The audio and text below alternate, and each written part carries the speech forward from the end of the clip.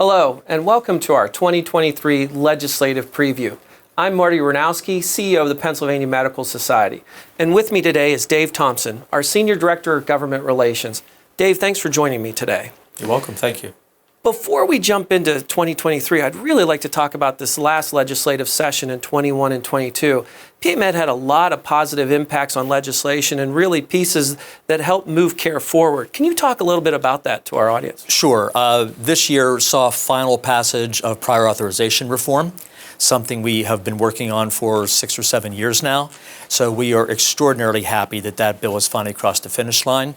Suffice to say, we'll have to wait and see how things, kind of roll out from the passage of the bill with some regulations that will be needed, et cetera. But we're very happy that it finally passed. It passed with a huge effort from PAMED and our member physicians, but also from patient advocacy organizations and other provider organizations. So we're very, very pleased about that. This year, we also saw the passage of a budget that included a significant increase in the loan forgiveness line item.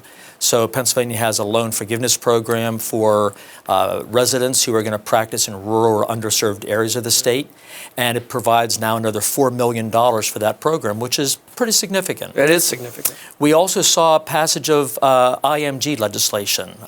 International medical graduates now have license parity to their counterparts here in the United States and Canada.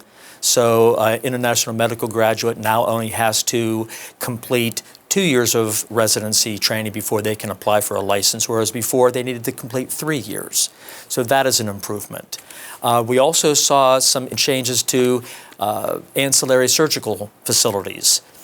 There was an expansion of the procedures that are able to be done in those facilities that otherwise would have previously needed waivers from the Department of Health. All very positive things for practicing physicians here in Pennsylvania. The last thing I'll mention is 2021-22 session, we did not see any expansion of scope of practice legislation, which our members care a lot about, whether it's nurse practitioners, physical therapists, physician assistants, et cetera, psychologists. None of those individuals were able to move forward any legislation that would have expanded their scope of practice. So that is another, success here at PAMED.